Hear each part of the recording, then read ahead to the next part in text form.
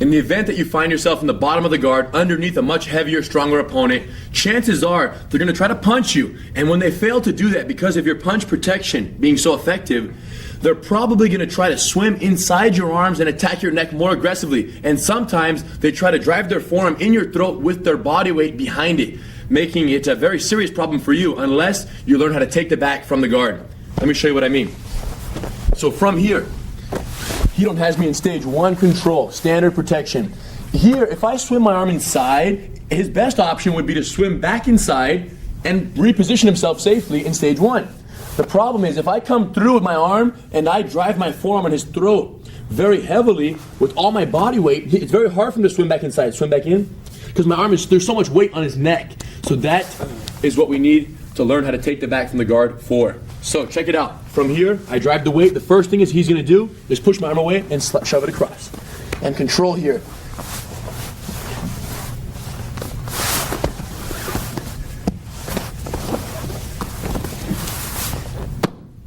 And he's up.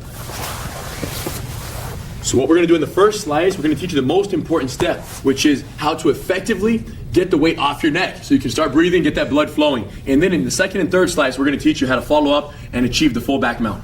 So from here, my weight's on Hidon's neck. The first thing he does is he protects, when my hand comes through and is heavy here on his neck, he protects the punch on the other side so that one arm is choking, but I can't punch him with the other arm. The way he does that is with a little tricep hook with his hand, no thumb, fully hooked behind, and from there, he keeps it with his forearm blocking my forearm on the inside.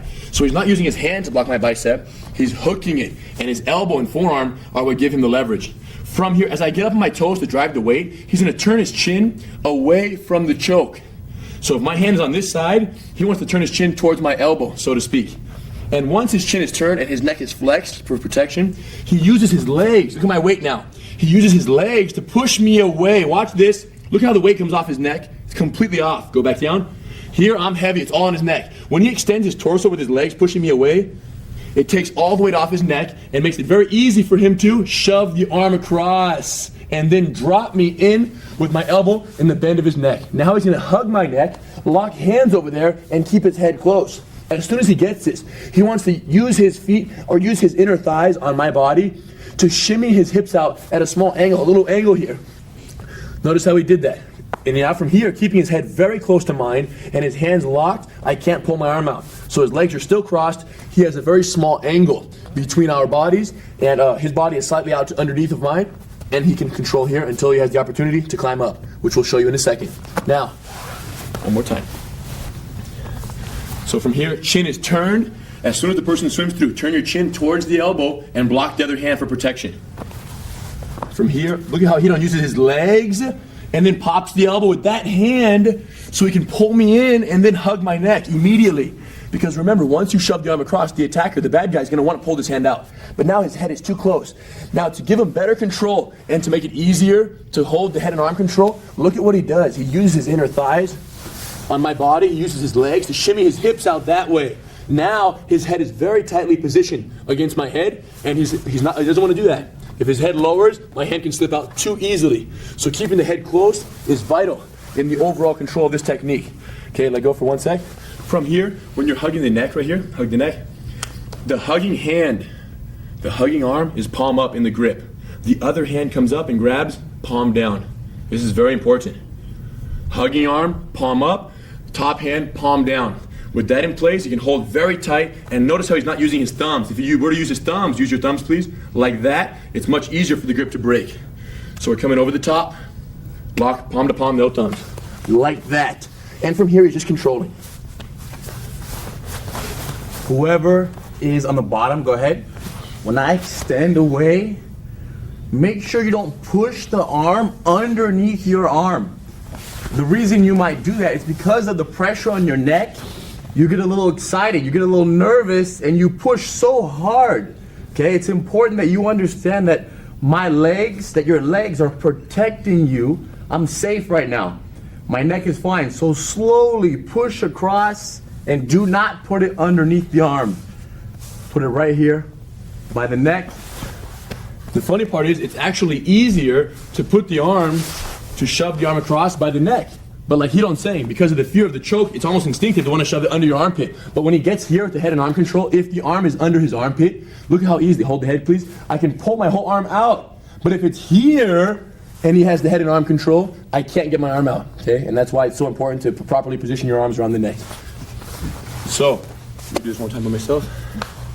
So if I have someone in my guard here, my feet are crossed. I'm in stage 1, they swim through, the forearm comes across my throat.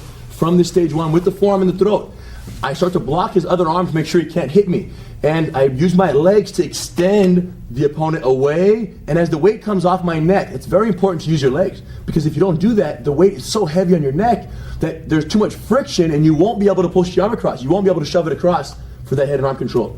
Use the legs, extend them, push the arm across, and then pull them back in with the legs. So the weight goes back down on their elbow, and then establish the head and arm control. Remember, hugging arm, palm up.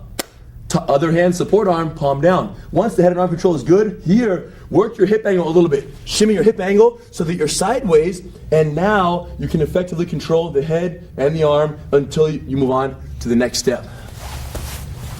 For the bad guy, make sure that you actually get up off your knees. You're gonna want to do this and stay on your knees, and now when he pushes my arm across, it's not gonna land in the right spot. So, the bad guy, I make sure Henner's chin is turned, that his neck is in the right spot. I don't want to hurt him. I place my arm here, and I slowly get up onto my tiptoes. I use my hand on the ground, maybe, to carry some of the weight. Watch. Okay? So be careful you don't hurt each other. You slowly apply the weight, and you get off your knees. If your opponent is so big that your feet don't cross around their waist, just use your inner thighs. Put your forearm there, please. Go get up on your toes.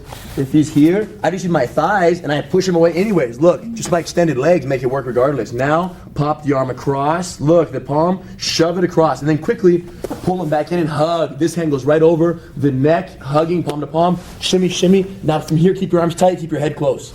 And hold on to this for about 5 seconds. Control, make sure the arm is tight. And once you confirm your control of their neck, you're good to go. Okay, so using the legs, deflect, hug, shimmy the angle, lock your legs, and hold on for 5 seconds. In very slow motion, as you know, perfect your ability to acquire the head and arm control, and you'll be ready for the next step. Achieving the head and arm control the way you just learned is probably the most important step because it prevents you from getting choked out. Now that you know how to do that, we're going to teach you the next step in actually achieving the back mount. So from the forearm choke, again, he don't protect his neck, he blocks the punch on this side, and as I get up, he uses his legs to shove my arm across, pull me in, head and arm control. He acquires a small angle now, a little hip angle, just to be better controlled here for a few seconds. Now, your opponent in this situation is gonna go crazy. They don't like the fact that they're trapped here. So what do? You wait. You let them go crazy until they exhaust themselves. And when they stop 5 or 10 seconds later, that's when you make the next step that we're about to show you. So patience is the key here. Control and wait for exhaustion. Once they exhaust, Hidon will continue to work his hips out at even more of an angle, and watch his arms adjust here. Hip out. He brings his hands down so that his elbow is not so deeply around my neck. It's actually, the bar of his arm and the wrist is actually pulling into the side of my neck. So he's completely out to the side, from underneath me. Now he can keep holding this, keeps the upper body control. Now watch what he does with his legs.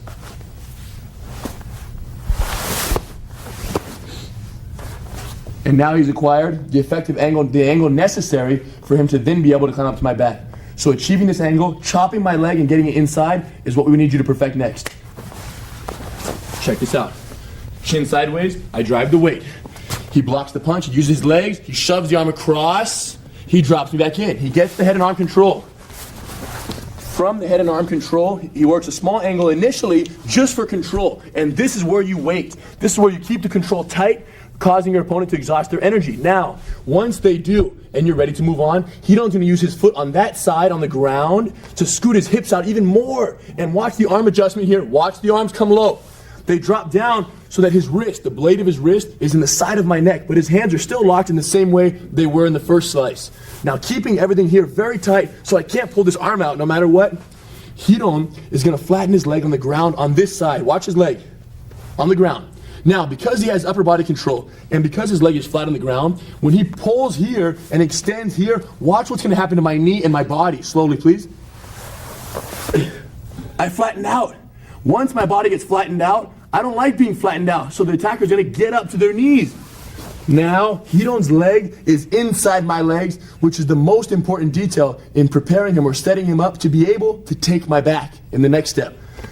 When he flattened out, go back down.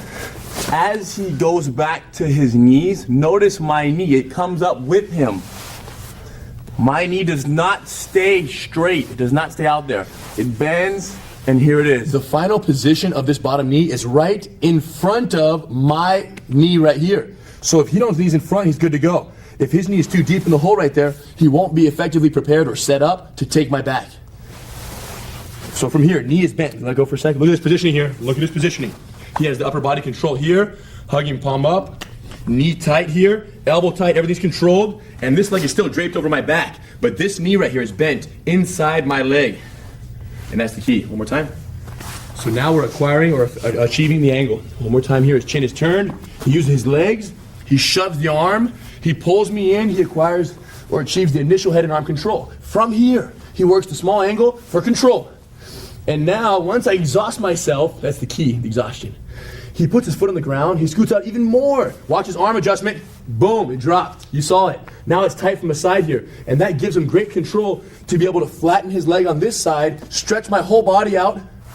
And when he does that, the person's not going to lay here. If they do, you just climb up on top. You win the fight. Go back. The worst case scenario when you flatten them out is that they get up their knees again, and that's what we need to prepare for. His knee bends inside with me.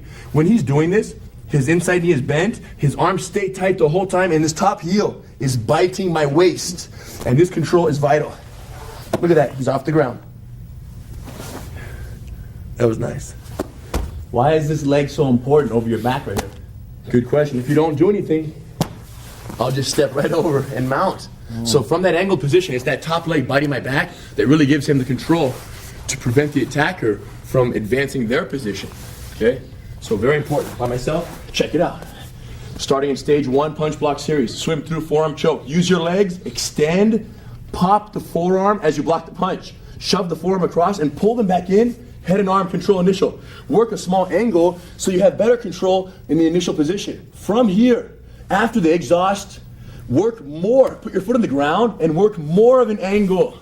So your hips are completely out from underneath your opponent, completely out to the side. Once you have that complete perpendicular angle, from there, adjust your arms so that your blade is on the side of their neck, giving you better control and more mobility for you to lower this leg, and check this out. Straighten everything out. That is the key here. Extension. When you chop their leg, they're going to flatten out. As soon as they do, your leg happens to end up in between their legs, which is the perfect setup for taking the back. And then you bend that leg so it ends up in front of their knee, and this leg bites the back. From that angle, you're good to go for slice number 3. Control. What about when you chop the leg, the guy's too huge, too strong. His leg does not flatten all the way. Sometimes you have an opponent who's so strong and so big, and you're so much smaller than them, that even when you chop their leg, they don't completely flatten out. When that happens, here's what you should do. Slow motion, check it out. Hidon works an angle, initial angle, keep working it. As after I exhaust, he adjusts his arms, everything's tight. From here, let's say he lowers that leg and he extends it, but watch this, I'm not gonna flatten all the way out. I'm strong, I'm too strong here. Watch what his foot's gonna do, slow motion. Look what he did, go back. Instead of chopping through my leg, go ahead, through the leg all the way.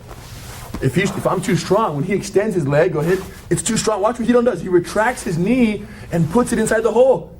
So, if the initial chop is not entirely successful in flattening them out and sliding your leg in the middle of their legs, use whatever space you did create to retract your foot and bring it inside. Either way, you end up in the same place, and that's what's important. If the opponent is so big to begin that you're not even able to... If he's so big, I'll just skip the chop completely. His legs are so wide and he's so big, it's okay to bring your legs around. So the important part is getting your leg inside, not necessarily how you do that. Chopping is the best way and the most effective for us and for many of our students, and we wanted to share it with you. But if it's easier for you with your short legs, if they are short, to just slip it right inside, that's completely okay. Now Hidon's knee is inside, and that's when he's set up to take the back.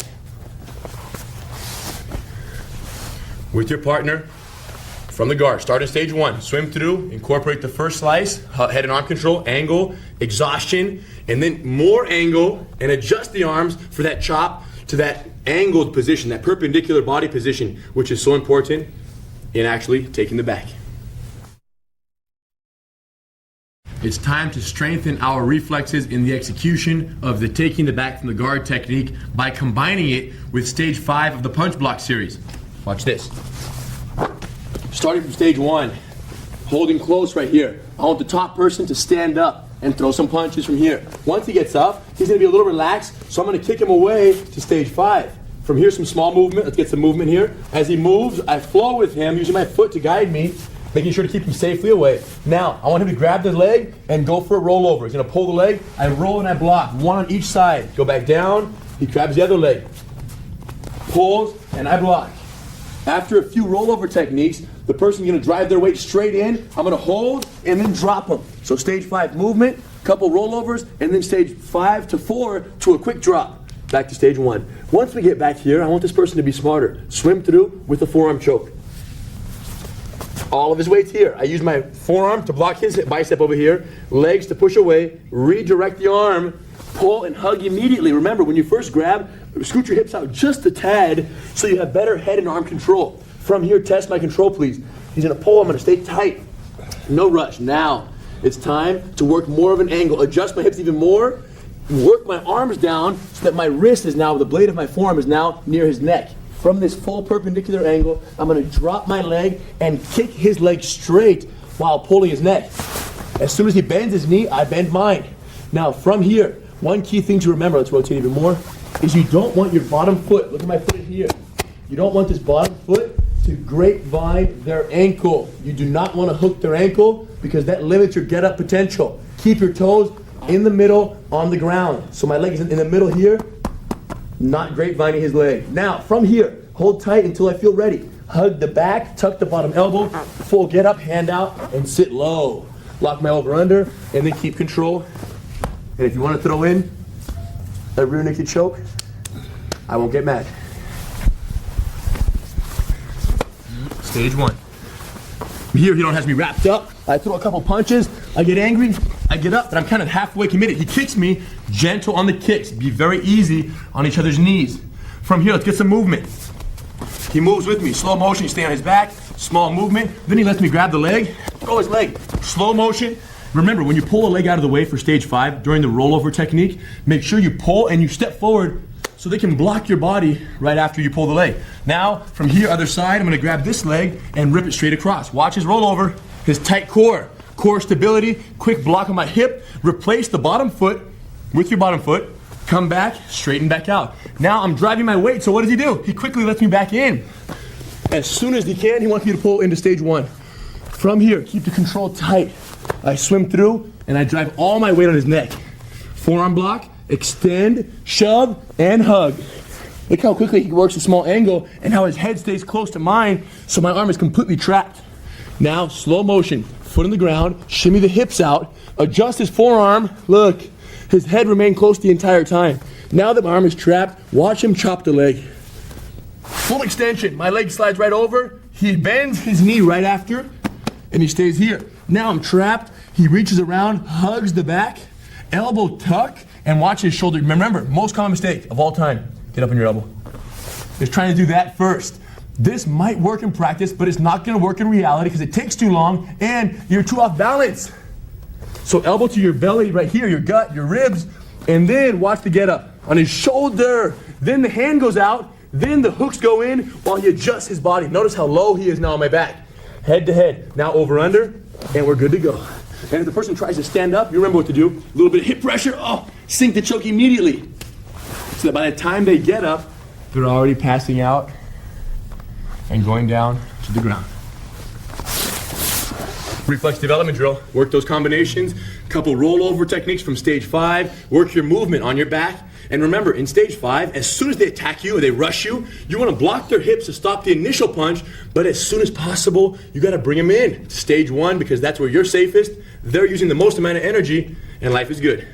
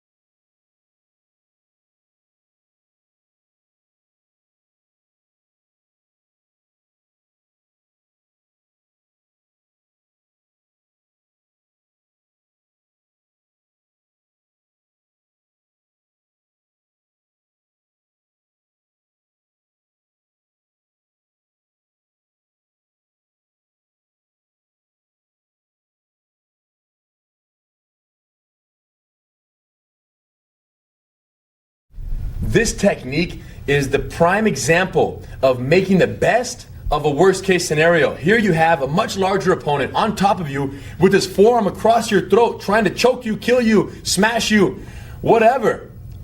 And you're able to deflect his energy, hug the neck, and work your way around, take his back, and ultimately defeat him based on that gift that he gave you. Once you start to do this move, it's important that you know when to hold and control and when to advance in the move. Don't get excited and know that the back is close. Don't rush through it. Push the arm across, hold the person, wait, let him waste his energy and give you the right time to move forward. A fight is a chess match. Everyone has their turn. Don't get the habit or don't ever attempt to move when it's not your turn. The results can be catastrophic. When you shoot in on your opponent and you establish an upper body clinch controlled position, they're going to do one of two things: punch you or grab you from that clinch position. When you're here, they're either going to try to punch you or they're going to try to grab you in some way. When they grab you, it's either going to be a guillotine choke or a headlock where he turns and grabs me like this.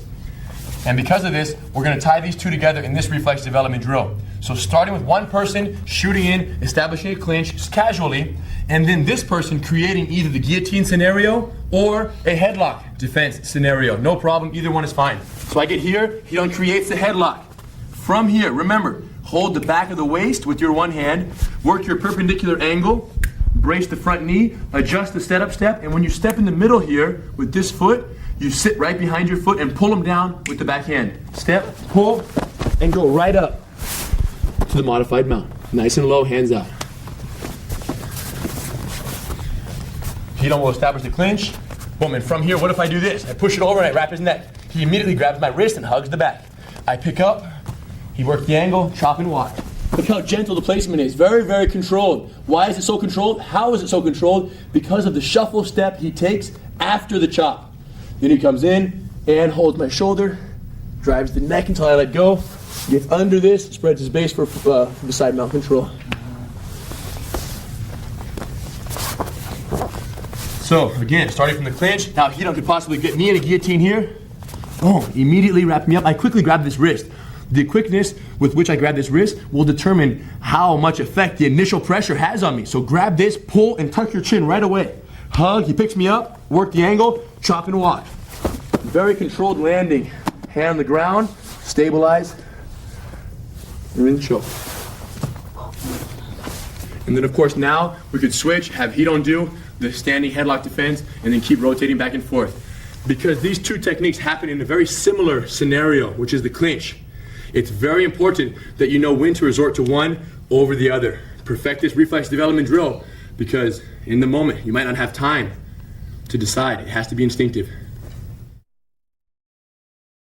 The most important thing in a street fight is to avoid getting punched in the face. In doing that, you keep a safe distance, and when the time is right, you lunge in either for an upper body or lower body takedown to get the fight to the ground, and then of course, close the deal. When you shoot in for an upper body clinch, ideally you want to have your head on their chest, because it makes it much easier to take them down, and you're much safer from a potential guillotine. The problem is, sometimes during the confusion, your head drops a little lower than you would like it to. The opponent, out of desperation, wraps your neck, and now they have a hold of your neck. The guillotine, although a very technical technique, as you know, that can be used to defeat even the largest opponent, the guillotine is very simple, and somebody with no experience can use it against you. And for this reason, we've included the guillotine defense technique in the Gracies Combatives course. From here, Hedon has my neck wrapped. The first thing is initial protection. Tighten up your neck muscles, tuck the chin in, and hold their wrist. Now I'm going to demonstrate the escape, and then I'm going to break it down for you.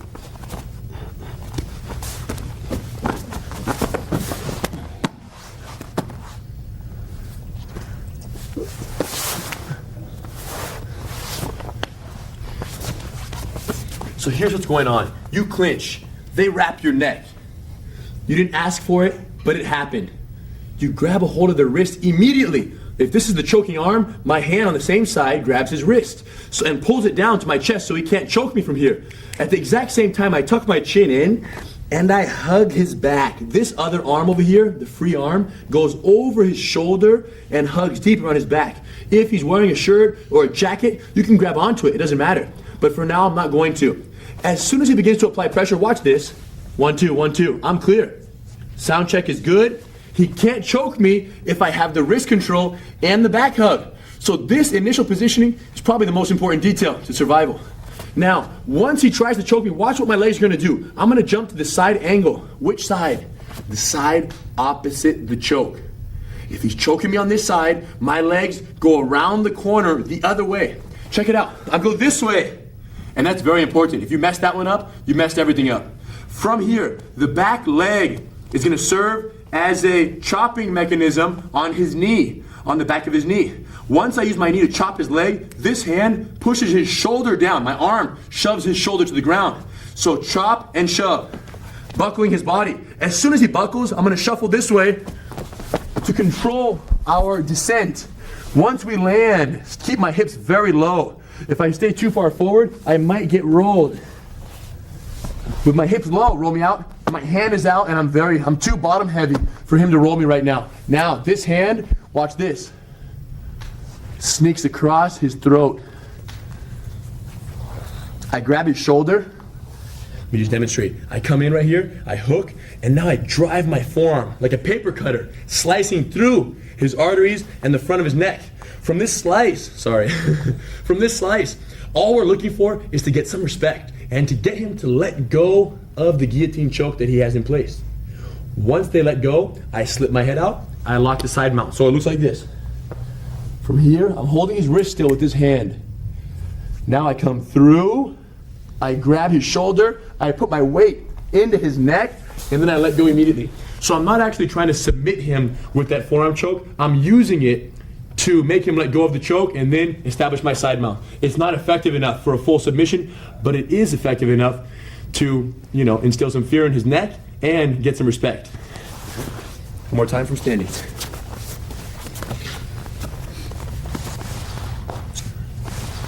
So as soon as the neck gets wrapped up, I secure the wrist, I hug over the shoulder, and notice how even if he picks me up right here, he can't choke me. I have great positioning, utilizing the leverage of my back, and hugging this to my chest, he can't apply the pressure. Now, as he picks me up, he gives me an ability to swing around the corner.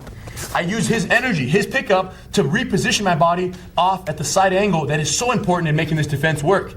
So once again, I'm not going this way, I'm going around the backside. Hold the wrist, hold this and chop, and move around at the same time. Look where my feet end up. my feet are perpendicular to his feet. They're teed up right here, T. Because from here, this back leg can chop his knee, look, the buckle. And then when I chop his knee and I push down on his shoulders, we go together. So one more time, he lifts, I jump, I chop from here and I push down with this whole arm, all together, chop and push. Now, once I do that, the most important thing is that I shuffle my feet immediately after. So I do this and I shuffle to catch our descent to the mat. Okay, let's show them the most common mistake. From here, most common mistake of all time on this move is when they jump to the side here, chopping and falling. And just collapsing. Okay? So, in practice, it's very uncomfortable.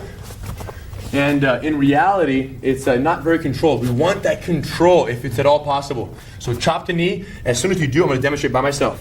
Wrist control, hug the back. He picks my neck up. He tries to choke me. I jump to the angle. From the angle, my back knee chops the back of his knee. And as soon as I hit it, just a small buckle, I use my arm to help break him down. One, and then I shuffle. And then I quickly lay him down. He grabs my wrist. The person doing the technique, the person in my position, don't bend over like this. This is unrealistic. This is not realistic pressure. If the person's doing this, you don't need to move. It's the danger is when I start lifting the choke. That's what damages his neck.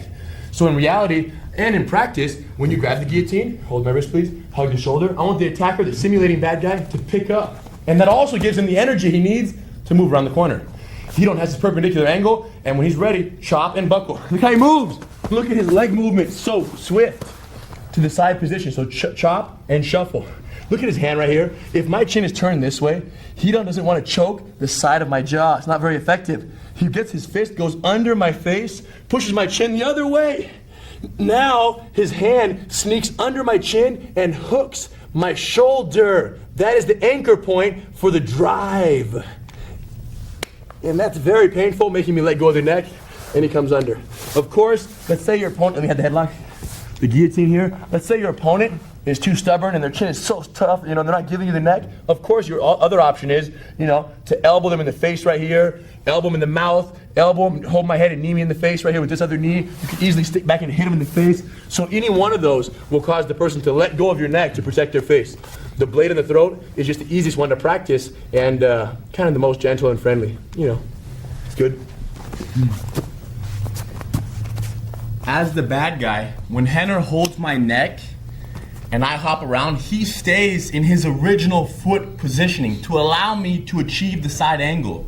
Instead of moving and basically following me around. Because he's going through it in such slow motion, I have to allow him, so I'm not going to move my position. I'm going to stay very fixed. In reality, he's going to jump the angle and chop me so quick that the attacker won't have time to adjust. But because he's going slow in practice right now, let's be cooperative with one another as always. I'm going to keep my feet fixed in one position. I'm going to lift up, let him move around the corner, slow motion. He's going to chop and watch his walk.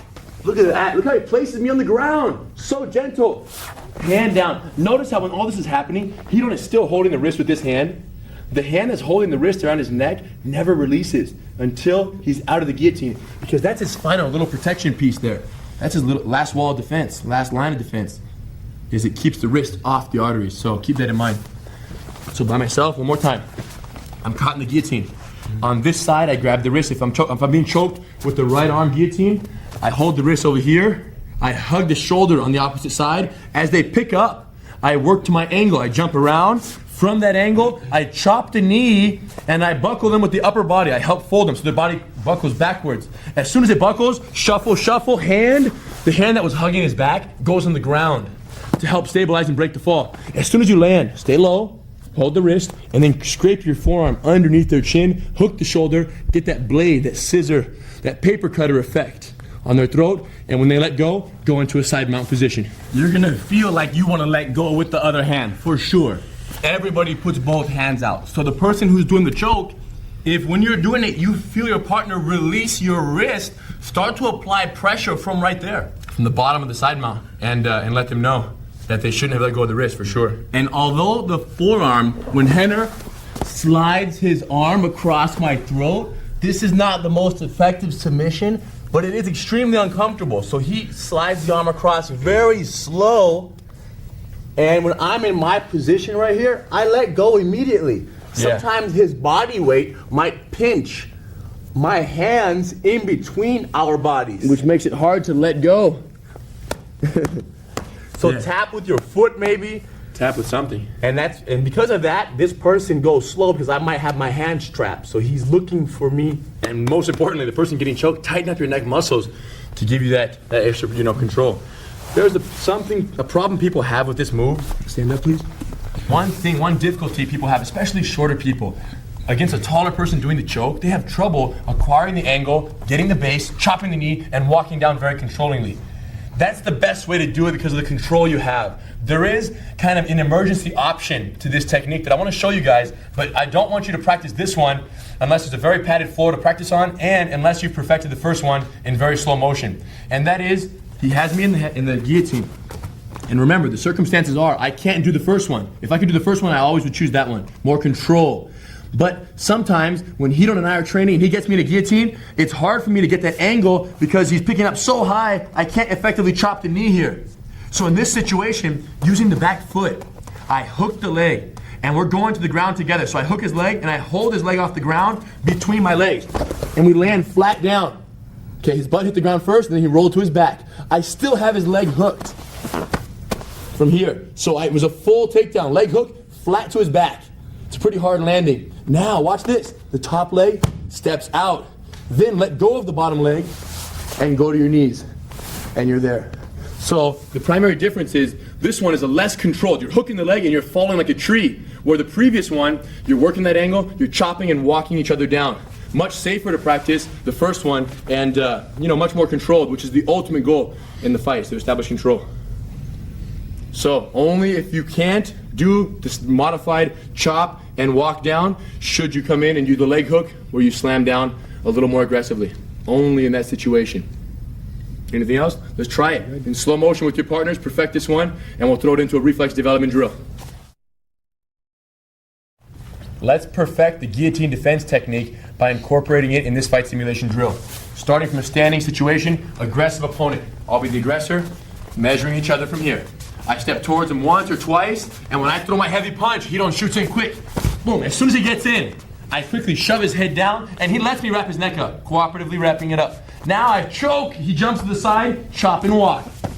Controlled takedown, be real easy on the takedown here, guys. Now, come across the neck, nice blade, he chokes. As soon as he does, slide mount, spread the base low and wide. Control for a second or two, and then bring this knee under the armpit here, so that it's tight on the transition to the mount. He stays very low, knee, hand, leans the weight, full mount. Once he mounts, he lets me headlock.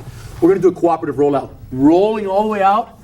As soon as we land over here in the side mount, look, I wanna jump over this leg so we end up in a standard headlock position on the ground. From here, Hidon's gonna use the frame escape, quickly inserting the frame and extending his arms. When he scoots his hips away a couple times, he pushes the head back, leg over the top, bite the neck. He chops my neck well. He gets all the way out here to the scissor position, controlling his arm just for control while he crosses his feet and extends his leg to scissor the neck. Once he squeezes here, tap and release, I go up to the side mount. Once I side mount him, he's gonna use the shrimp escape from the side mount. He can bring his blade across my throat as well as the forearm on my hip. Two blocking mechanisms here so he can shoot his hips back for 1 quick second and then shoot his knee across my belly. Shrimp and shoot variation. That's when you have enough space to shoot your hips back and then shoot your knee across the belly. As soon as we land here, notice how Hidon's already blocking the punch. He extends his body back, puts his foot on the ground, and now he scoots out this way. From that scoot there, he locks me up to the guard. Now, he has an opponent who's in his guard, okay, who's exhausted, and he wants to finish the fight. He shoves the head down, wraps his elbow over my head, and now he puts his foot on the ground, scoots his hips out, and gets up on his elbow. You guys know what's coming. As I try to get away, he shoots his hands into position for the kimura. From there, he lays down, traps the foot, and works his hips out. Right here, Henner is gonna test to see if my arm control is good. Go ahead and straighten your arm, Henner. Can't straighten his arm. Can't straighten it, it's too tight. Slowly bring the hand in between our heads. Not literally, just kind of Aim. aim for that direction, but don't actually rip it. You guys, this one is very devastating. My turn, aggressive opponent. We measure. Make sure you're always outside of two arms. Stay light on your feet and be ready for the attack.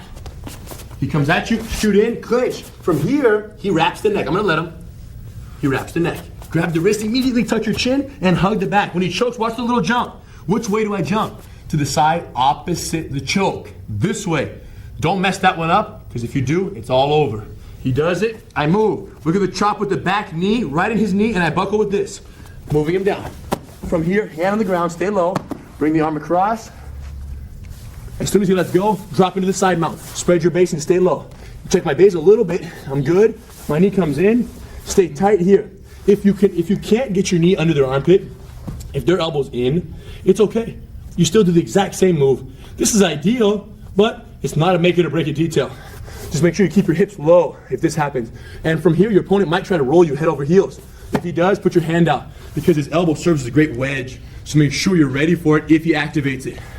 If not, my knee goes across, my hand goes out, knee down, full mount. Stay low. As soon as we land here, he don't grabs me in a headlock, and he rolls me. I let him roll me, cooperative rollout. And then I let him side mount with the headlock in place. As soon as we land here, quick frame, full extension. Look at the bottom hand grabbing the top wrist, thumbs on the grip. Thumb here. Hip out, chop the leg, chop his neck well, so he lets go of the headlock. Now, we go for that scissor. As soon as I catch the scissor and he taps out, I let him go. He's gonna side mount me. No problem. From the side mount, I use the shrimp and shoot variation. From here, brace the hip, foot on the ground back here, and use my foot on the ground to swivel my hips back. I can hug the neck, or I can use my forearm here as a wedge. Either one is fine. As I scoot back, I shoot my legs both into position, protecting the punches here, watching the hands, extend, foot on the ground, hip out, and lock it up. From this final lock up here, I'm gonna use the forced variation of the Kimura. Watch what I did. Pop the head down, because he's leaning forward a little bit. If he was pulling away, I wouldn't use this. It's because he's leaning forward here.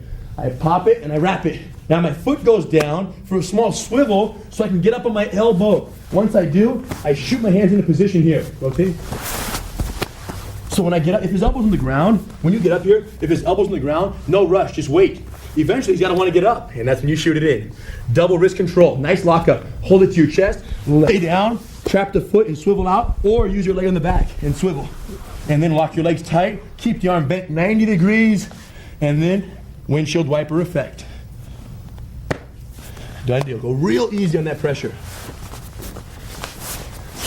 Primary focus of this fight simulation drill is the guillotine defense, which you use after you clinch the aggressive opponent, take the person down, chop the knee, and control the takedown. From the side mount, stabilize for a second or two, and bring the knees close to the body for that transition to the mount. From the mount, headlock from the bottom, allow them to roll you off, cooperative rollout. Once they side mount with the headlock, use the frame escape quickly to extend their neck away, hip out, leg over the head, and finish with the scissor. Once they tap out, let them go and let them side mount you. We want to practice that shrimp escape. From there, shrimp and shoot your knee in, hip out the other way, establish full guard. And from the full guard, stage one, pop the head down under your armpit here. Use your tricep to kind of hold it down while you sit up. Scoot your hips out, sit up on your elbow, and then as they pull away, sink the hands into position. For that final double wrist grab, lay down, wiggle your hips out, get out from underneath your opponent, because once you have that angle, you can effectively squeeze the Kimura lock. You were gonna say rip the arm off. I was gonna say rip, but I didn't want to sound so angry.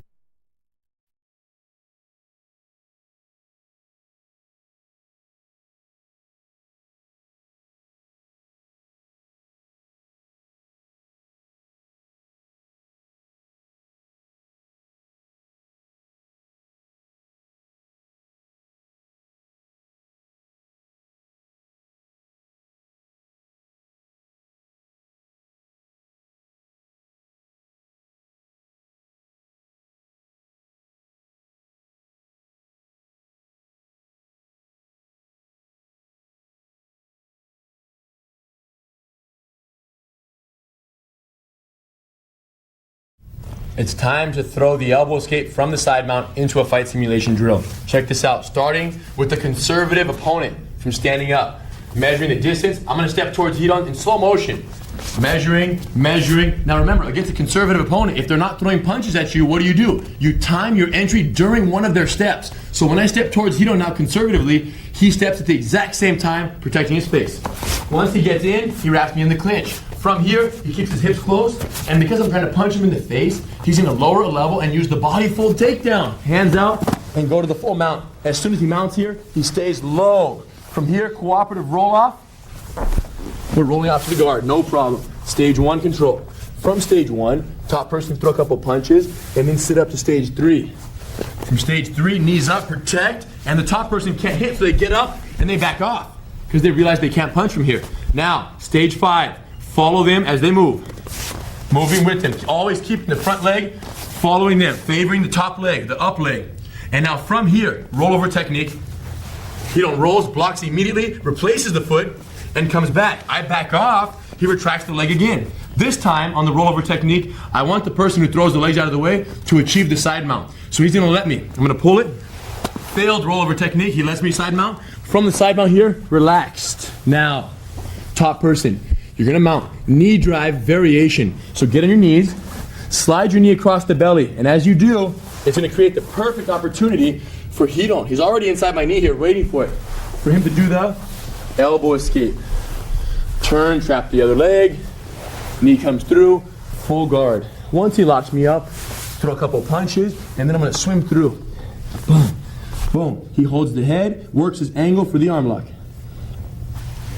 Grab the forearm in the throat, locks the legs up real high, and he catches the arm lock. But before he has a chance to finish, he loosens up just a little, and I rip out. He immediately comes around, bites the neck, and blocks the punches from here. Now when he feels comfortable, he shields the arm across, securing my wrist to the low hip area, and then hold the head. Foot in the hip, and watch how he moves out. Nice bite. His bite is very tight to my neck here. And then a full lockup. Conservative opponent. Hands up. I measure him, he steps. When I feel comfortable, I time my entry, I go in right here, I hold tight. From here, he's pushing me away, and then he throws some punches. I lower, I pull his pelvis in, while my body goes up, and my body does this, folds. Once my body folds, his goes with it. So I'm up, I fold here, I step, hands out, stay low, and then trail this leg right over to the mount. From here, cooperative roll off to the guard. Quickly swim through. Stage 1, he throws a couple punches. My protection is good. He sits up, straight up, for stage 3.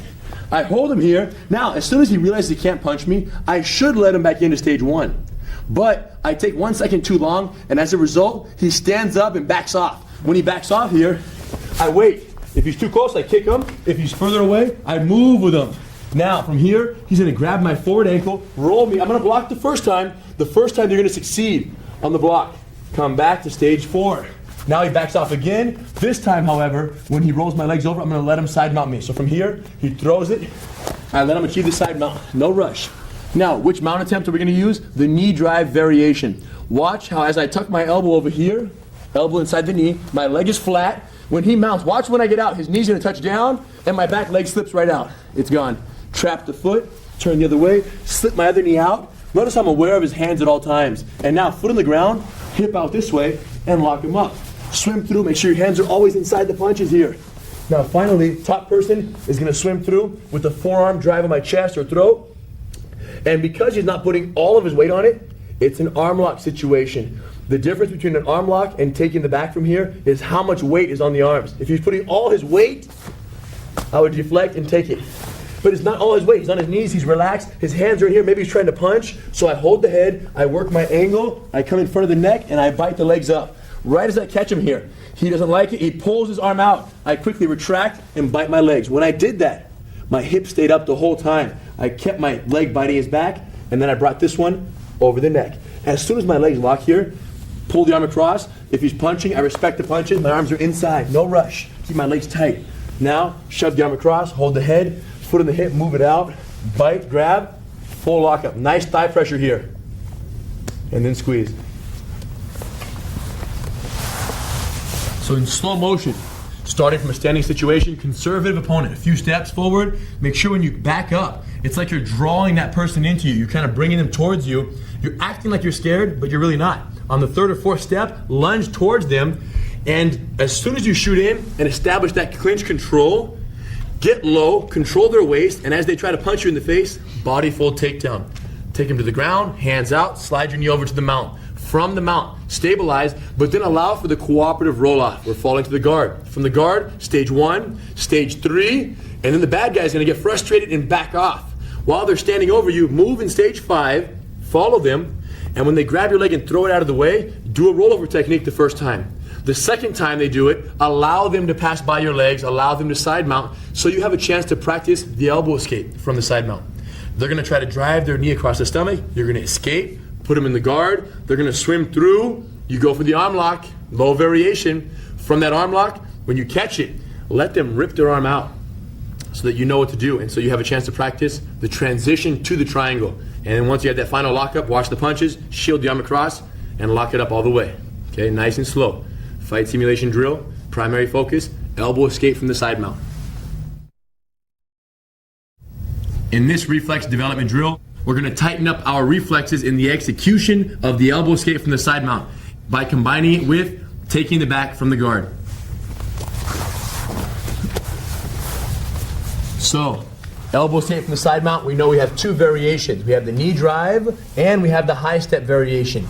On the knee drive, the most important thing to understand, and I can tell he's going to drive his knee over because he's on his knees right now. If he were to sit sideways, I would be expecting the high step variation. Remember, you want to get out of the side mount if you can with the shrimp escape. You don't want to stay here. But if he's so tight that you can't escape on your own, you wait for him to mount and then he gives you the opportunity. Now, check this out. From his knees, go back to the knees, please. From his knees, this elbow inside his knee here. My leg flat on the ground on this side. Now what happens is when he don't slides his knee over, it's impossible for him to mount, and it's impossible for this knee to touch down and this knee to stay on the ground at the same time. Check this out. Go back. And that's the principle we're relying upon, because once he commits to the mount, my effectively positioned elbow makes it impossible for him to mount, and then it creates a space for my leg to shoot out the back door. As soon as we get to the guard, I'm going to transition to stage 1, and I want the top person to quickly slide the forearm across the throat, driving all his weight. Use your legs, push him away, shove the arm across, hug the neck close. Here he tries to pull his arm out, he can't. When I'm ready, I work my full angle all the way out. From here, I adjusted my arms down low so I have a better bite on his neck with my blade. And from here, while biting the back, I flatten my leg and I straighten it out. Now, because his legs are so wide right now, I can get my leg inside without kicking his leg straight. No problem, that works just as good. But if his knee was closer, then I would use my whole leg and I would kick and pull all at once. From there, my inside knee is bent in front of his thigh. And from here, I reach around, hug the armpit, tuck the bottom elbow in, toes on the ground, hips in the sky, hand out, sit low, over, under, and then we can sink a quick rear naked choke. No problem. Heat on stern. So this time I'll side mount him, but to throw things, change it up a little bit, I'll use the high step variation. I'm sitting on my side, elbow over the neck. As I mount, Hidon is very ready to slide his elbow inside my hip, in front of my knee, and execute the elbow escape. So I go over, his elbow's already ready. Very swiftly, he waited for the right time. From here, he's already close. Now, look at what's happening. He could potentially work right into taking the back from the guard right here. It's a very tight combination because my elbow was over his head. Look at this, how this looks. Look at this. Doesn't this look familiar? Scoot your hips out a little. Cross your leg over put your leg over my back. He's already at a perpendicular angle. He has the head and arm control. His leg is on my back. And even more importantly, his other leg is in between my legs. So from here, all you would have to do is hug my back, elbow tuck, and a full get up. And he halfway through the elbow escape, he basically transitioned into taking the back from the guard. So use that combination if it's there. If not, you go to full guard and you wait for it. So either elbow escape, knee drive variation, elbow escape, high step variation, and then at any point, whether from full guard or after you escape one leg, if the arms are positioned properly, get that head and arm control and work right into taking the back. If it's there, might as well take advantage of it. If your opponent is lucky enough to side mount you, the chances are he will want to punch you in the face. As he goes to punch you in the face, they give you the shrimp escape. Now, when they're side mounted, they might want to attempt to mount you. We have to stop the mount at all costs. So when he goes to mount, we use the elbow escape from the side mount.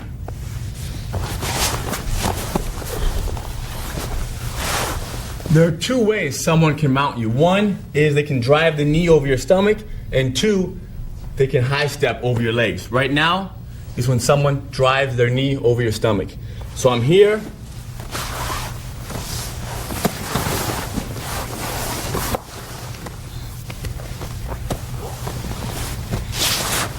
First thing Henner does. First thing he does is puts his leg flat on the ground and this elbow on the ground inside my knee. So as I slide my knee over his stomach, he lifts up my back leg and comes under my leg and traps it. Elbow escape from the side mount. Right here, he braces my knee, hugs my neck, moves his hips out, knee up, leg over the back, and hips out this way.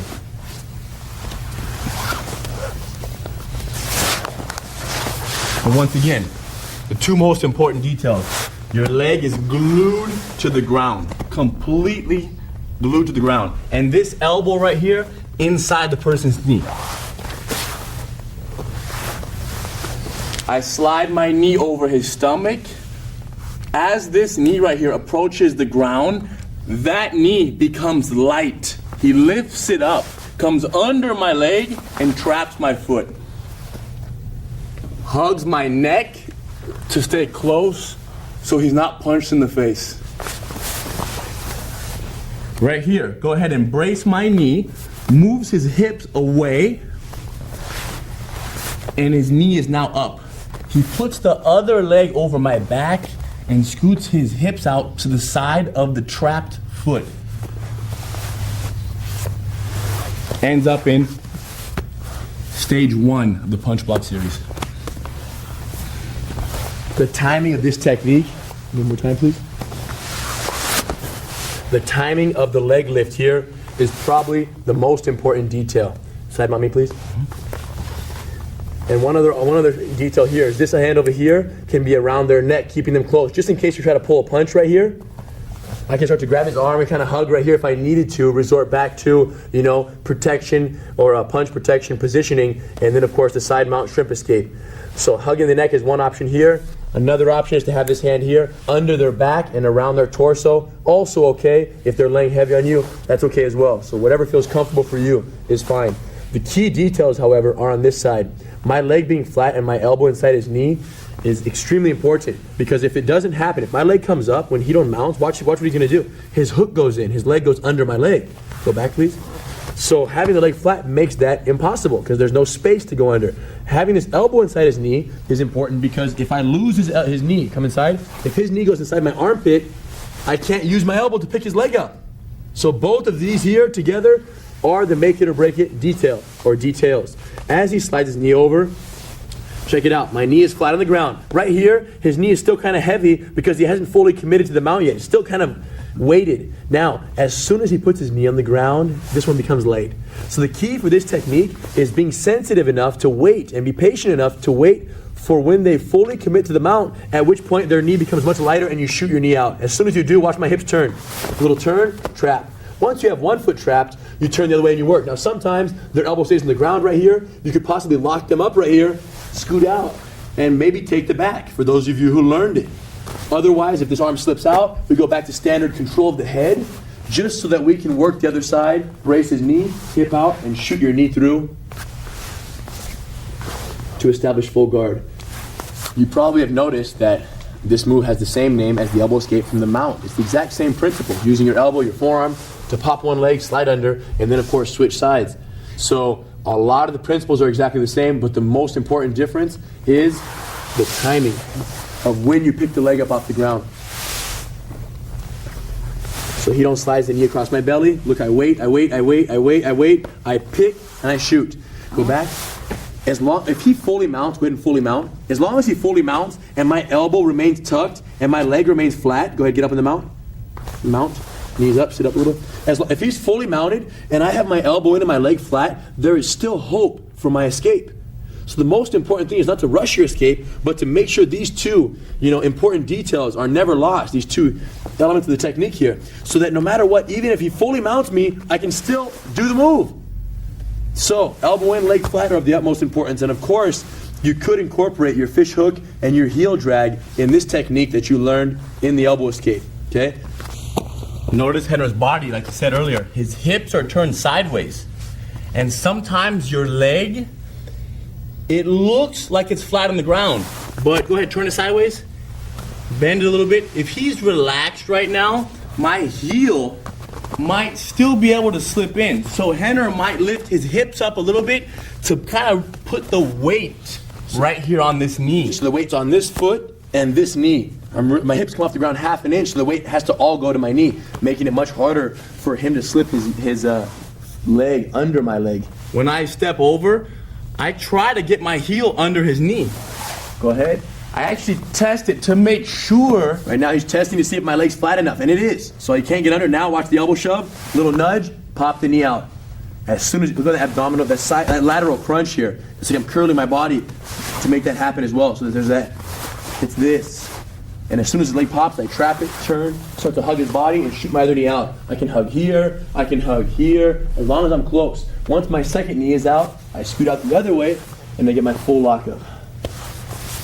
So by myself, check this out.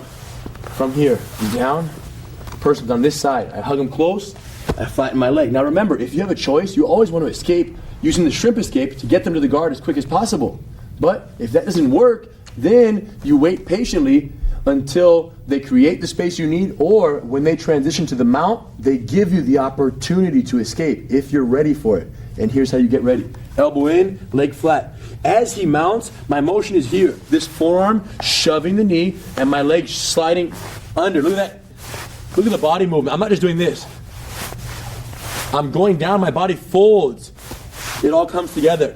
As soon as it comes together, my bottom leg slips out. Look at my elbow shoving over my thigh. This is his knee here. I shove it over as my knee shoots under. I come out and I trap, and then I quickly turn my hips facing him. And then I start to brace the other knee, and as soon as possible, get my other knee out, and I'm gone. Sometimes, when you get one leg out, go ahead and mount please. You get one leg out, boom, I trap this foot. He'll kind of turn and lay on you so heavily, lay your body a little flat. He'll lay so flat that you feel it's difficult to get your second knee out right here. At this point, it's okay if you switch your hooks. Look at my leg switch. I'm switching, remember, using the inside hook instead of the outside one. From that inside hook trap, I scoot my hips away using my foot, hips out, and I shoot my knee out. If he's still too low for that, if his hips are too low to the ground and I can't make it work, no problem. Just wait for a minute. Stay here. Eventually, he tries to sit up for a punch, and then he gives me my space for my knee to shoot out. So, very important principle is that anytime you're trapped up, he's controlling you too well for you to do the technique, the best thing to do is nothing. So just as important as knowing when to act and move and do something is knowing when to relax and do nothing. Okay? In very slow motion, we're practicing the elbow escape from the side mount. Top person on your knees. All you want to do is drive the knee across the belly. Very casual. From here, you can have your hand around their neck, or you can have their elbow over the body. I want you to slide this knee just like this. Let me demonstrate one time the mount. Just scrape your knee across and mount. That's all I want to see. Doing that will create the opportunity for this person to have the elbow and leg flat, and as you mount, pop. No matter what, make sure this elbow, this forearm here, is always inside my thigh, not on the hip, as it was for the shrimp escape. For this move, it has to be low to the ground, near the knee. Otherwise, you won't have the leverage to push my leg down south. So watch Hito's elbow position on my leg. It's always right there. He's following my knee. Look how quick he is. I can't get in his armpit no matter what. He's too good. As I mount, his forearm on my knee, not on my hip. What's happening right now is my body is so wide, Henry can't have both knees on the ground. Well, he means wide in the sense that this is one side of his body and this is the other side of his body. If this is his body, when I mount, naturally, look, it has to come off the ground. So he kind of uses that forearm as a frame to make it impossible for me to mount with my knees close together, close to his body. This is like a little shield. The knee has to come up, and then he uses that leverage. Watch, as I commit to the mount, watch his leverage on that lift. His knee slides right under, and he traps and then turns and makes it happen. Trying to put his knee on the ground actually lifts up his other knee for me. He's Timing, giving me the move. Patience and timing and sensitivity are the most important things on this technique. Sensitivity to when his weight shifts and the back knee becomes light. Take your time, be very cooperative, and working with one another, you guys should be able to find that sweet spot of when to make it happen. The person who's mounting, the bad guy, step over and mount for real to give them the chance of that light leg so they can feel when that happens. You want to commit to the mount, otherwise the leg will not become light. Cooperatively, slow motion, work the knee drive variation of the elbow escape, and then you'll be ready for the high step. Once you perfect the techniques presented in this course, it's almost impossible for someone who does not know these techniques to achieve the side mount on you, because you're going to have so many techniques and strategies to prevent them from doing so. If they're able to achieve the side mount, the elbow escape is the most important technique that you can use to prevent them from doing any further damage and possibly achieving the mount. When they achieve the side mount, of course, leg flat on the ground and elbow inside their knee are the two most important details, because if they achieve the mount, you can use the elbow escape from the side mount in combination with the elbow escape from the mount. So even though they step over, your leg is still flat on the ground and you still have the elbow inside the knee, you should be fine, and that way you can put them in your guard. And remember, if they're side mounted, you want to escape as soon as possible. Use the shrimp escape to get out right away. Only if they're too tight and the shrimp escape doesn't work should you wait patiently, allow them to try to mount, and in their transition, they're going to give you the opportunity, the space you need to make this move work. They have to do one of two things. They have to either hit you from the side mount or try to mount. And we have both answers.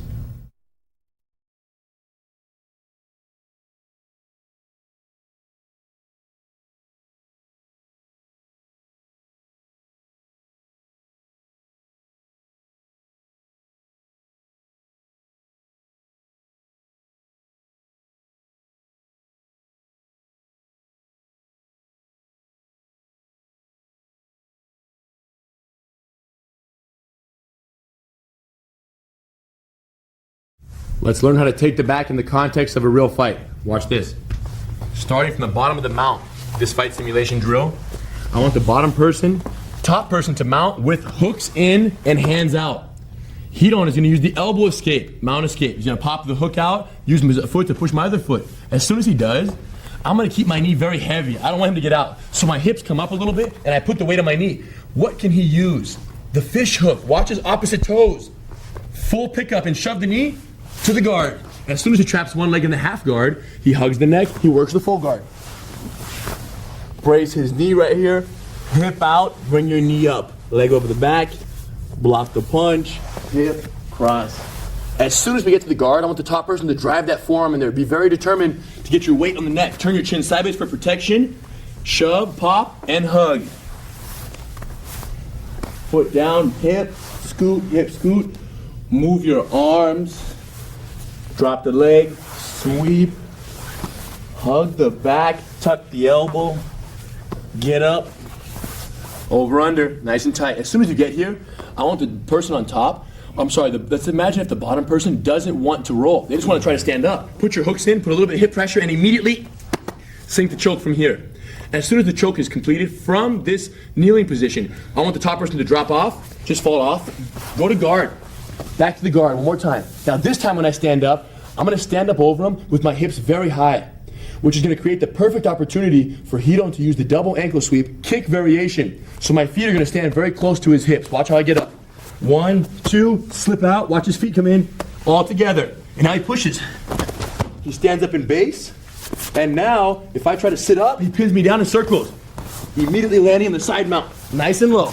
His head control is good, his base is nice. I try to roll him sideways now. Roll prevention, 1, 2, 3, 4. I'm too tired. He goes to his knees tight to my body. Look how his knee is so close. Nice mount attempt, hand goes out. As soon as he mounts, bottom person, bring your hand through, quick roll. He done rolls with it and takes the back. From the back this time, he keeps it while we roll. Then once we get here, I want the bottom person to wiggle their back out little by little. And Hito's gonna use the remount technique. Look, his leg transfer, his elbow pull, and his get up. From here, from the mount, I'm desperate, I turn sideways, and I start to push up on his neck. This is very common, to turn sideways and start reaching up out of desperation. So what does Hito do? Straight arm lock from the mount, side variation. He did the modified mount because my hips turned. Now he hugs, pins the head, spins the leg, and you know what's next. Leg control and a finish arm lock. My turn. Remember, this fight simulation drill starts from the bottom of the mount because we want to include that elbow escape. Hands out wide, hooks in. Top person hooks in deep. I want to stay close right here with my head close because it gives me better protection from punches. I bring my leg out, I come over and block his heel. Once I remove his hook, I'm going to use my elbow or hand to block his knee right away because Hito's knee will try to slide forward in my armpit. My elbow here, though, is not happening. Now watch my toes because his knee is too heavy. My toe comes over. Look at this. Find the opening here. And all together now, watch the pickup. And trap. Hug the neck, brace the other knee with my hand on this side. Hold his knee, because his knee is so far away, I'm gonna brace it, hip out, and shoot my knee through. Once my knee is out, bite the back, block the arm, hip out, lock up, and stay close. Immediately, I want the top person to swim through with the forearm choke. And as soon as possible, I tuck my chin, I use my legs, and then deflect. Hugging the arm tight here. From here, no rush, small angle at first, just for that control. Once he calms down and exhausts his energy, foot down, work even more of an angle. So it's a little bites, one bite at a time, no rush. And from here, flatten this leg and extend. Remember, if you extend it, he's too strong. And he's too strong, his leg, watch what I do. Just bring my leg inside.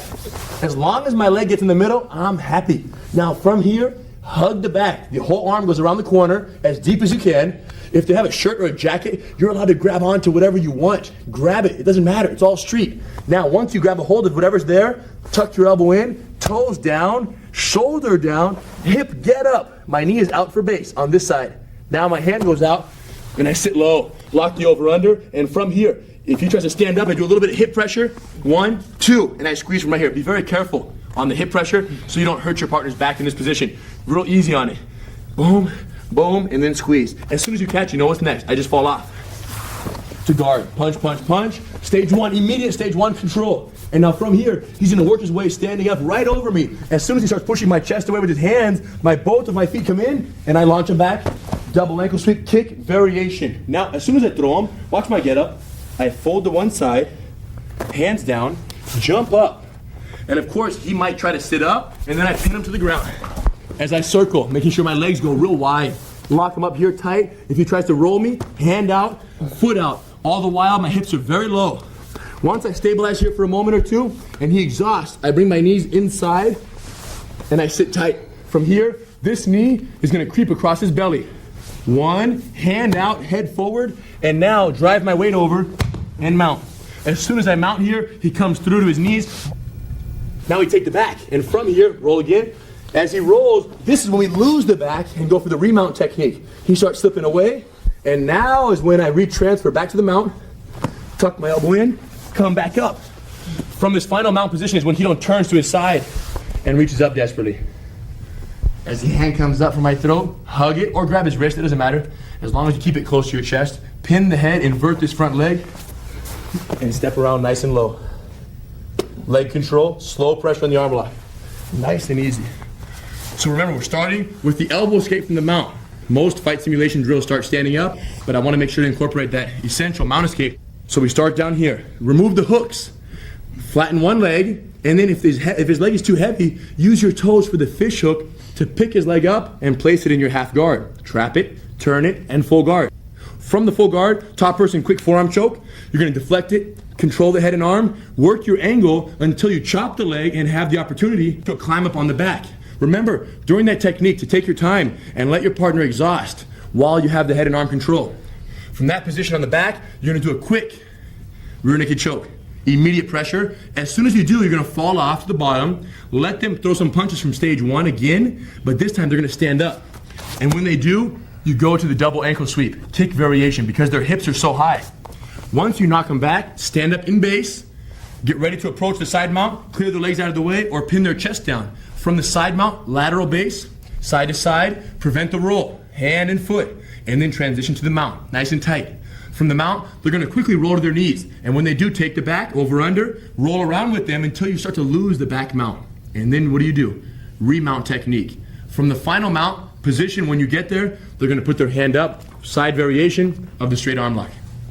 Nice and easy. Fight simulation is the key to preparing for reality.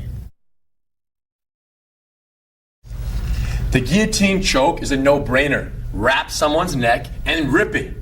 Because of this, anyone and everyone knows how to do it and can use it against you. When you shoot in to establish the clinch, you have to be careful not to let it happen. And if it does, your reaction time has to be very good. Otherwise, you're gonna feel it. And make sure when you hold that wrist, you not only do you hold it, but you pull it down. You mean business. That's huge. So you can breathe and think and stay calm, and you hug the back, because the armor on the back also helps prevent them from taking your head off. What about this? Always, anytime someone has their arms around your neck, Anytime someone looks at your neck, yes, you should tighten it up. You should almost walk around like that. When my grandma gives me a hug at family reunions, no, don't get close to my neck. It's very important. Tuck your necks in, it'll save you. You've learned how to establish head and arm control. And you know how to get that perpendicular angle that's so important in taking the back. Now, all that's left is to actually take the back from the guard. Let's show you that final get up that's so important in making this happen.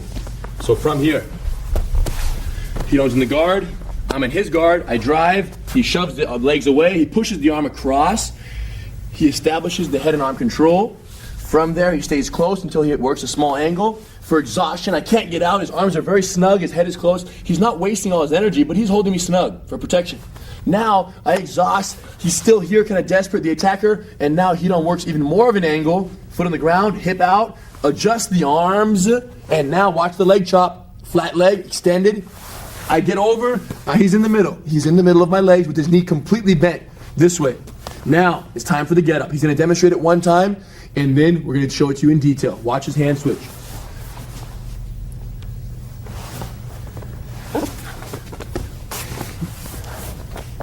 Beautiful. Watch it one more time. We're gonna go ahead and start from that final angled position. So just to break this down for you. So from here, he already establishes the head and arm control. He already has his knee in the middle, and now we're gonna talk about the actual get up. Most important detail is from here. When he thinks he's ready, when Hidon feels ready, his top hand reaches around and hugs my back, right around near my ribs, as deep as he possibly can. Full body hug. With that body hug in place, he takes the front hand that's hugging my neck and he's gonna tuck it into his rib cage, just close to his ribs. He doesn't need to hug my neck anymore. From here, he's gonna balance on this shoulder and on his toes that are between my legs, the toes that are on the ground. Shoulder, toes, and the body hug, and this leg biting my back. Everything holds him fixed while his bottom knee goes out for base. Watch this. The knee's out. Hand goes out. And then full get up with the hooks in and the over under. Okay? Show the backside here. Check out the reverse angle of how his knee moves. From the head and arm control, keeps it snug. He hugs the armpit all the way around the body. He tucks his elbow in. Now, he's not even hugging my neck anymore. He's just hugging my back and with his elbow tucked into his ribs.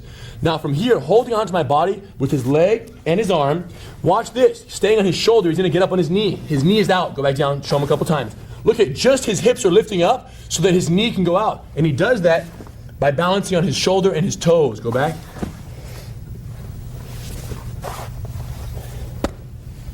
And then he gets up, hook in, and over under.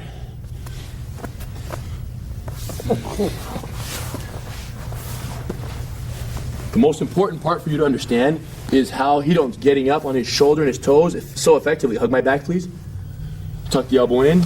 Watch this. Here's the most common mistake. This person here tries to get up on their elbow right now. Get up on your elbow first, like that. The problem with that is in practice it works because this person over here is so relaxed. But in reality, if the opponent falls on you, it's not going to work. If they lean a little bit, you're done. So from that angle, Hidon keeps his elbow to his ribs, but he doesn't get up on his knees or his elbow. He stays on his shoulder while his hips pop up and his knee shoots out that way. Watch the knee. Pop. Again. Knee. Look how nothing's moving but his knee and his hips. Go back. It's this toe right here. Rotate so you can see the toe. It's this toe right here that he's balancing on for 1 second while his shoulder pivots and then his knee goes out. That knee movement is vital right there. This knee is shooting out that way. Look how my toe moves. My whole foot moves. From there. So Hidon's using the hug on the back, the leg on the back as two anchors, kind of holding him fixed to his opponent's body. But really, what gets his hips off the ground is pivoting on these toes and his shoulder for one quick hip elevation. As soon as his hips come up off the ground about a foot, what he's gonna do is this knee is gonna shoot out to where his hips are. His hips are there right now. We're gonna replace his hips with the knee. Watch.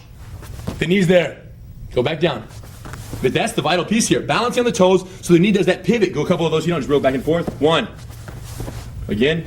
Now the only reason this is so possible, go back, is because his knee is bent. If he did this, go do it. Impossible. There's no pivot. The knee being bent at a 90-degree angle or greater, or a tighter angle, enables him to slide that knee out and place it where the hips were and where the knee should be. Perfect.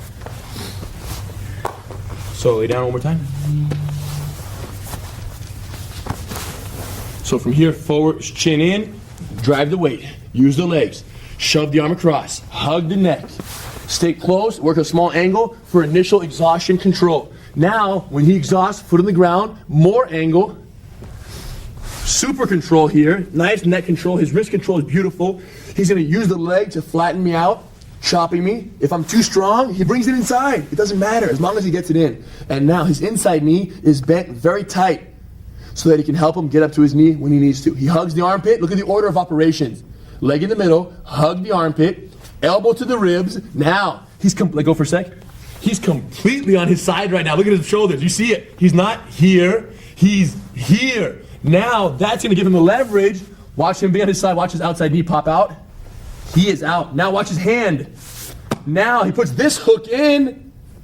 I push off my hand right here and my toes and take my knee off the ground to help me put that hook in. To shift his weight to the middle. Slow. I lift up, and now this hook flies in. It all has to shift to the middle. Otherwise, that hook's going to be too weak. And when the chaos happens and I start rolling, he's not going to be centered for that major control. Make sure you place yourself directly behind the person. Look at our heads. Under and over. And then standard back mount, and you guys know what to do from here.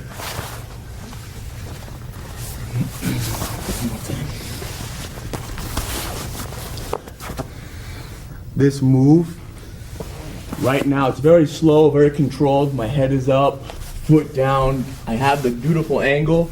Once you're here, it's important that you wait to let go and climb up. After you drop your leg, you sweep. He gets up, here I am, okay? So I'm ready to take the back right now. But if he's moving, I still wait. I wait and I wait. Once he stops, hug, elbow, up, up, up. Nice. So, you can stop right now because you still have his neck and his arm, okay? But once I do this, 1, 2, I don't want to hang out right here because the control is not the best control. It's a temporary control, okay? It's nothing permanent. But the head and arm control, when you have your hands locked up, is very tight, like Hidon's saying. So when you're in temporary mode, it has to be relatively swift. But in practice, it's okay to go extremely slow. Hidon just demonstrated the very swift, efficient movement that he would use in reality, but you'll get that same swiftness and effectiveness with practice. Watch the swiftness. Go ahead and try one time. 1, elbow tuck, shoulder get up, knee out, hand out, hips low, over, under, lock it up. By myself one time, and I think you guys are ready. Guard, forearm choke, extend, shove, pull, hug, hugging arm, palm up. From here, small angle. From the small angle, hold, keep your head close. Drop, work more of an angle, super angle, and now drop your leg. Watch the extension. Watch how I'm going to pull his neck as I chop the leg.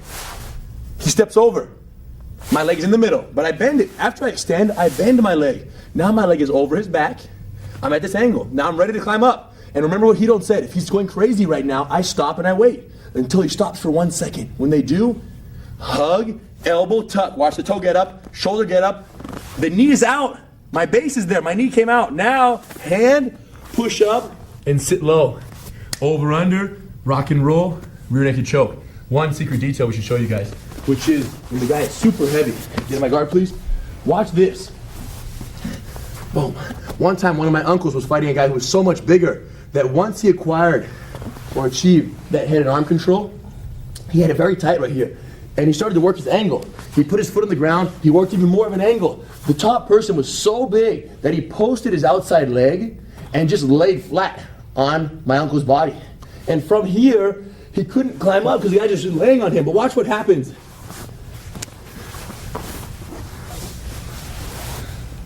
So if they're entirely driving all their weight on you, you might not be able to climb up, but they also are probably giving you their back, so you don't need to climb up. So, in the rare occasion that someone's leaning all the weight on you from the guard, after you achieve the head and arm control, scoot your hips enough times and just shimmy around until you get your hooks in. Now, you have a standard back mount control until you have a rear naked choke opportunity.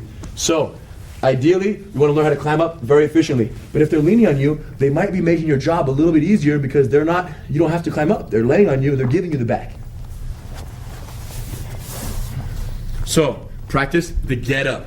Starting from the very beginning, shove the arm, trap it, work the angle, chop the leg, and from there, when they're on their knees, let's work your get up. Hug the body tight, and like Hidon said, when you release the neck control, you've got to be pretty swift in the rest of those steps. But for now, focus, very slow and perfect technique.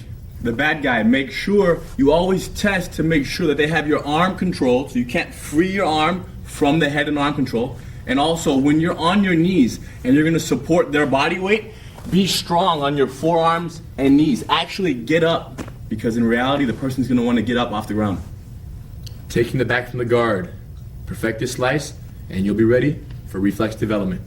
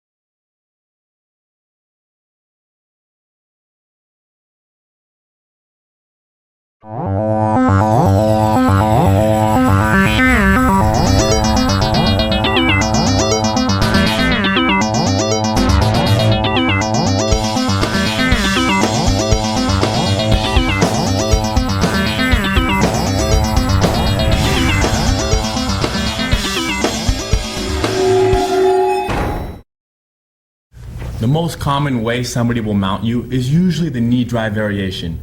Now, the opponent knows a little more. He's going to mount with the high step variation.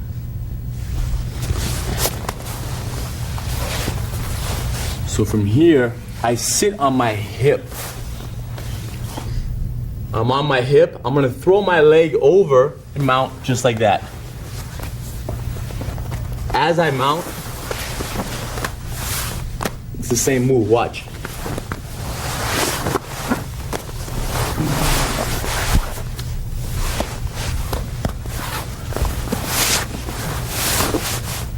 There's one little change, that my hips are down, so his elbow is not in the right spot yet.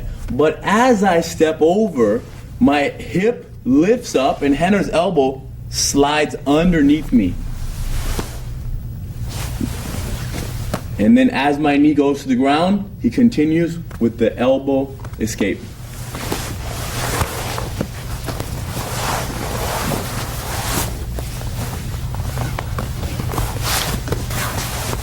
So from my knees, watch. From my knees, I switch my legs and I sit on my side. His hand right here on my hip can be very relaxed, and he's waiting. When he feels my hip lift. He can even close his eyes. When he feels my hip lift, he's in. Notice how my elbow fills the space so efficiently. That's the key of this whole move. From here, my elbow can't get in right now because his hips are sitting on the ground. He's actually sitting down. When he steps over, however, he can't stay sitting, step over, the whole time. Otherwise, this is as far as he goes. He wants to go to the full mount. And as he does, his hips come up. When his hips come up, watch the elbow. Slowly. Look. It fills the space. Tight. No gaps. We don't want to do this. Slowly step over. Leaving our elbow out here. Giving him the chance to shoot the knee in the armpit. And I lost my window of opportunity. So when he steps up, my elbow is like vacuum sealed all the way in. Now that it's in front, I'm good to go. His whole body curves. Well, I went from here to this. And now that my elbow and knee are together, when he fully commits to the mount, I can either pop the knee and get out, I can use the fish hook, the heel drag. We have other options of how to trap that leg, but the main thing is the elbow positioning and the flat leg. Notice how from the very beginning, so I'm here, my leg is flat already. When I know he's gonna mount, my leg is flat to the ground. Before that, you could use your leg maybe to like block him from mounting, keeping your knee close. Some people like to use their knee to block the hip here. But let's say he don't start pushing my knee out of the way. Look what I do. I go down, I go with it. Now I'm waiting for him and I slip out the back. So the key is prevent their mount attempt, have your knees up if you want, but as soon as they really make their attempt to mount, you have to get your leg flat immediately, because once your leg is flat, and only once your leg is flat, are you truly prepared to use the elbow escape when they step over. So if you're here, initially you're protecting, maybe your knee is up to block their initial mount attempt to slow them down a little bit, but when they start to really prepare for their mount attempts, your leg goes to the ground. Look at my hip turn, small hip angle. Now from holding the hip, my other hand is either around their body or around their neck. Watch when he steps over, how my elbow slides in quickly. Hips come up, watch the elbow. One. As soon as my elbow is inside, I pop with the elbow here, and my knee slides out. Once it does, trap the leg, turn my hips facing the other way, and mount. And remember, the top person, this is your movement. You're gonna turn your body sideways. Sit on your hips on the ground, and then from here, high step. That's what you're doing. You're sitting down on the ground next to your partner, you're stepping over the whole body, and then you go to your knees to mount. That's what you're trying to do, and that's what they're going to prevent. When you do this, it's more realistic if the top person has their elbow over the body, elbow over the neck, keeping the head controlled right here. That's the more common arm position. So let's practice with our elbows over and our body sitting down. Hidon's hand can be here under my body, no problem. Okay, and now the high step. His elbow snugs in right there, he pops it, traps it. Now he's bracing my knee already over here with his hand or elbow until his knee slips out. And then he scoots his hip this way, and then he locks my back up. Of course, always having his hands safely positioned over my arms for that punch protection. One more time, check out this angle. I'm gonna step over. The reason it makes sense to have this elbow over the body is because if I don't, if my hand's around his neck and I'm sitting down like this, really there's nothing holding him down. It's completely loose. The reason you can hug the neck when you're on your knees is because watch, I'm chest to chest. My chest holds his body down, it changes things. But when I sit down with the neck hug, he can just start pushing me away and there's no control. So to make it more realistic and more problematic for this person, let's bring the elbow over the neck and then sit your hips sideways to use this high step. The reason this is used by some skilled opponents or skilled individuals is because it's a very fast mount attempt. From here, my leg goes over and I'm in, you know? So you have to be ready, because when they mount quick, Hidon's elbow has to slide in very fast in front of my knee so that he's ready. Look how quickly he was. He's gone. He twitches sides and he's good to go. So like Hidon said in the beginning, the knee drive variation is the most common. Most people who don't have the technique will just kind of step over their body with their knee sliding across the belly. In that case, use the first variation you learn on the escape. If they try to hold you tight and they adjust their body and they prepare real well and they sit sideways, then you're ready. When they step over, your elbow slides into position, your leg remains flat, and from there, you use the high step variation of the elbow escape from the side mount. Perfect this one, and you should be good to go.